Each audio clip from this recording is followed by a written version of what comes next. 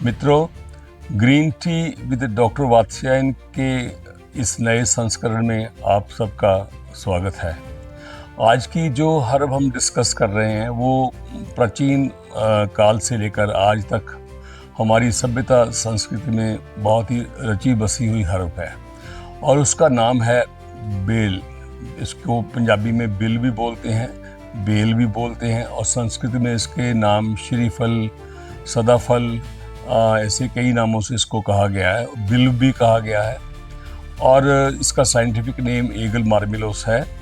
और बेल का प्लांट एक मजबूत ट्री होता है जो एक मध्यम हाइट तक जाता है और ये देश भर में जो सब माउंटेनियस रीजन है वहाँ से लेकर हमारे सभी मैदानी इलाकों में देश के लंबाई चौड़ाई में हर क्षेत्र में पाया जाता है। ज़्यादातर बेल रोड साइड पे, जंगलों में या धार्मिक स्थान हैं मंदिरों के आसपास, वहाँ ज़्यादा देखने को मिलता है। इसका धार्मिक महत्व भी बहुत ज़्यादा है और पुराणों में और बाकी जो धार्मिक ग्रंथों में वहाँ पर बेल का जो वर्णन किया गया है तो शंकर जी की पूजा, शिव पूजा में इसके पत्तों का इस्तेमाल होता है और बेल का फल भी चढ़ाया जाता है। तो इस तरीके से ये हज़ारों सालों से हमारे साथ एक रचा बंधा हुआ हमारा एक प्लांट है। अब हम मेडिसिनल जो उसके गुण हैं या औषधीय गुण हैं उसके बारे में बात करते हैं। बेल एक ऐसा पेड़ है जिसके ऑलमोस्ट सभी जो उसके पार्ट हैं प्लांट के, उसके पत्ते, उसका फल, उसकी वृक्ष की छाल, उसकी जड़, ये सभी इस्तेमाल होती आई हैं। और हालांकि उन सब के अलग अलग गुण हैं, कहाँ क्या चीज़ देनी है ये ग्रंथों में अच्छी तरह निर्दिष्ट है। लेकिन आम तौर पर व्यवहार के तौर पर जब हम बेल शब्द या बिल शब्द बोलते हैं तो उससे उसका फल का ग्रहण होता है। इसके जो फल है और हल्के वो हरे रंग के या हल्के पीले रंग के, आम तौर पर जब हम इस बेल के पेड़ को देखते हैं तो उनसे जो लदा हुआ मिलता है। ये एक डेसिडुअस ट्री है जिसे बोलते हैं, सदाबहार ट्री है। इसके पत्ते पतझड़ में भी सारे जाते नहीं है और ये सदाबहार ही रहता है। अब रही बेल के जो आयुर्वेदिक ग्रंथों में इसके बारे में क्या लिखा गया है। बेल का जो फल है ये कषाय, मधुर, तिक्त, इसमें 2-3 तरह के टेस्ट आते हैं। जब इसे आप खाते हैं, इसका सेवन करते हैं तो कभी ये कसैला, कभी मीठा, कभी तिक्त रस का आपको महसूस होता है। और इसके साथ बेल का जो गुद्दा है इसको लघु और रूक्ष कहा गया है कि ये लाइट और ड्राई इन इफेक्ट है और वात और कफ को ये उसका शमन करता है। लेकिन बेल सबसे ज़्यादा प्रसिद्धि इस बेल की इस बात के लिए है कि ये पेट के लिए बहुत गुणकारी प्लांट है। पेट के जो मेन जो रोग हैं आज के युग में, जैसे IBS है, अतिसार है, डायरिया, डिसेंट्री, कोलाइटिस है, इंटेस्टाइन में सूजन आ जाना, या अल्सरेटिव कोलाइटिस या सिंपल कोलाइटिस।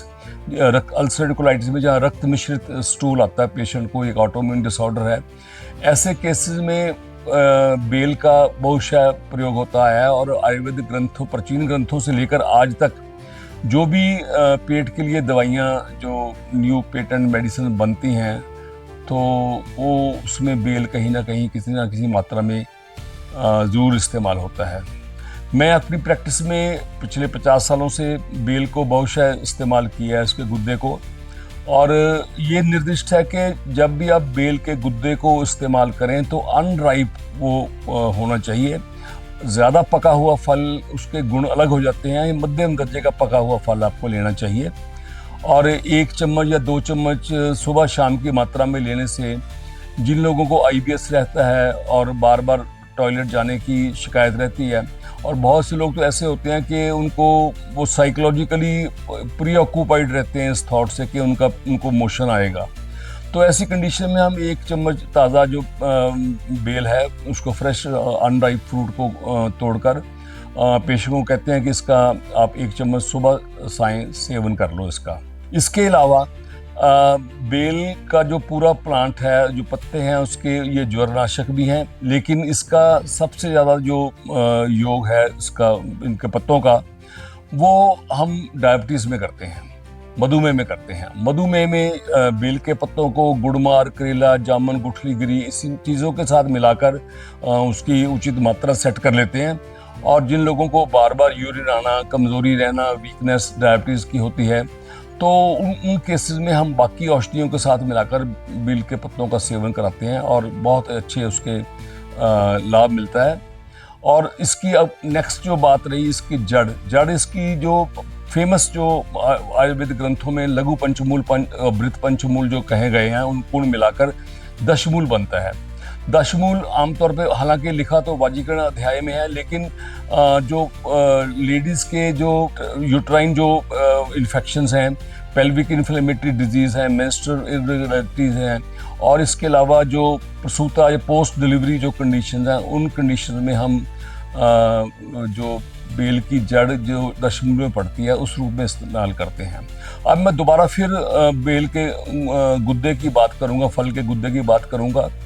जिन लोगों को IBS रहता है या बार बार टॉयलेट आने की शिकायत रहती है, वे बेल का चूर्ण जो है वो उसको लेकर उसके बाद नागरमोथा जो साइप्रस रोटंडस जिसे बोलते हैं उसको लेकर, और शुंठी सौंठ को लेकर, और साथ ही सेंधा नमक, इन चीज़ों को लेकर समान भाग लेकर वो इसको चूर्ण बनाकर पीस लें।